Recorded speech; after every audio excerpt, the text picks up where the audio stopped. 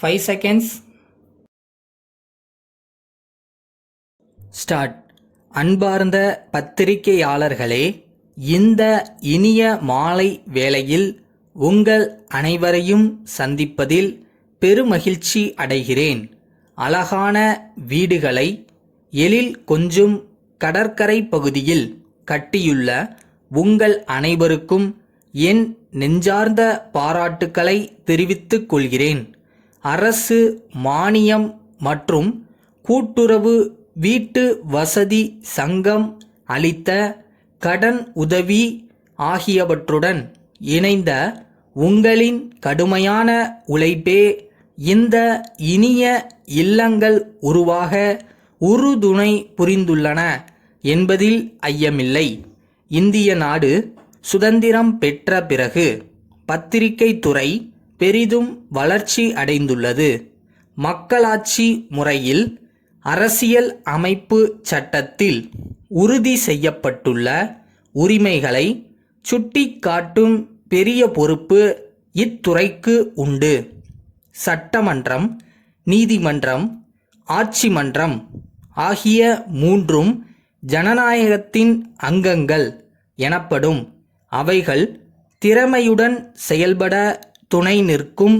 நான்காவது அங்கமாக விளங்குவது பத்திரிகை துறை என்று குறிப்பிடுவது பொருத்தமுடையதாக உள்ளது என்றே கருதுகிறேன்.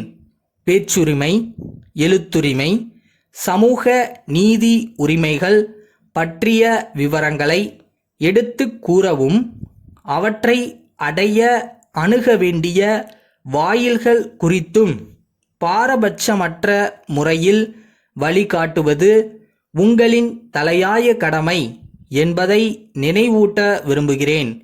அன்றாட வாழ்க்கையில் மக்கள் சந்திக்கிற கஷ்ட நஷ்டங்களை உள்ளது உள்ளபடி எடுத்துரைப்பதும் தவறுகளை சுட்டிக்காட்டி கண்டிப்பதும் நாளேடுகளின் தார்மீக பண்பு என்பதை குறிப்பிட விரும்புகிறேன். செய்திகள் வெளியிடும் தன்மையில் உண்மையும் விமர்சனங்களை தெரிவிக்கும் முறையில் பொறுப்புணர்வையும் காட்டுவது மிகவும் அவசியமானதாகும். இவ்வாறு தூய்மையோடும் சுதந்திரத்தோடும் பணியாற்றி வரும் செய்தித்தாள்களை மக்கள் ஆர்வத்துடன் வாங்கி படிக்கின்றனர். ஒவ்வொரு பத்திரிகையும் தான் வகுத்து கொண்ட கொள்கைக்கேற்ற கண்ணோட்டத்தில் அரசின் கொள்கை அல்லது செயல்பாட்டை விமர்சனம் செய்யலாம். ஆனால் உண்மையான வகையில் செய்திகளை அளிக்க வேண்டியது இன்றியமையாததாகும். ஜனநாயகத்தின் முறையான செயல்பாட்டிற்கு உறுதுணையாக அமையும் ஒரு உயிரோட்டமுள்ள பத்திரிகை துறையே நாட்டை முன்னேற்ற பாதையில் அழைத்து செல்ல இயலும். பத்திரிகை தொழில் என்பது ஒரு வித்தியாசமான தொழில் ஆகும். அதன் திறன்களை ஒரு குறிப்பிட்ட அளவுதான் கற்க முடியும். அதற்கு மேல் அனுபவம் மூலமே அறிய இயலும். தமிழக பத்திரிகையாளர்களுக்கு ஒரு பெரும் பாரம்பரியம் உண்டு. புகழ்பெற்ற தலைவர்கள் இந்த தொழிலில் பணியாற்றி உள்ளனர். பத்திரிகை தர்மத்தின் உயரிய தர கோட்பாடுகளை அவர்கள் பின்பற்றி மக்களின் சமூக உணர்வுகளை சீர் செய்து தேவையற்ற கிளர்ச்சிகளையும் போராட்டங்களையும் தவிர்க்க பாடுபட்டனர். அவர்களின் வழியை பின்பற்றி சமுதாயத்தில் வளமான ஜனநாயக மரபுகளை உண்டாக்க உதவிகரமாக செயல்பட வேண்டும்.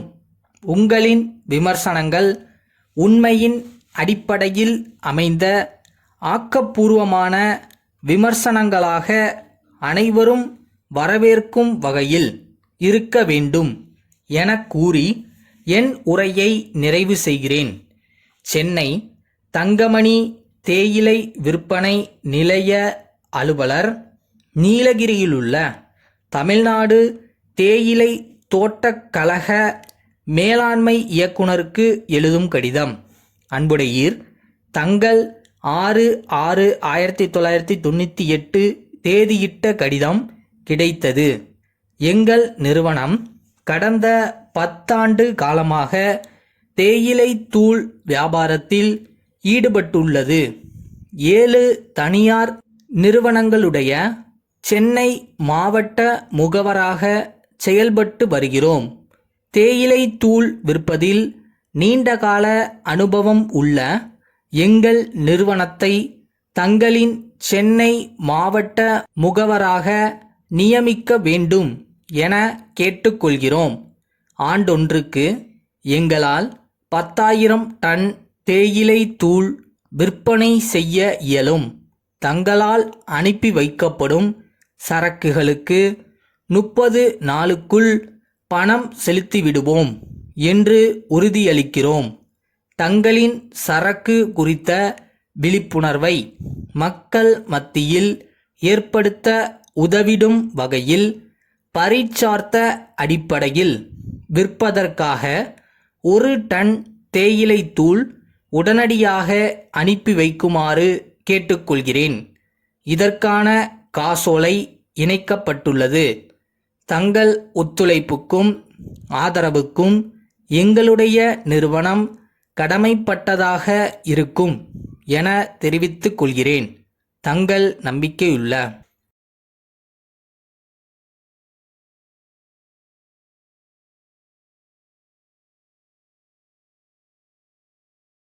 பழசெல்லாம் மறந்துடுங்க. Everyday is new day and fresh day. So மறுபடியும் ஆரம்பிப்போம். என்ன ஆகிட போகுது?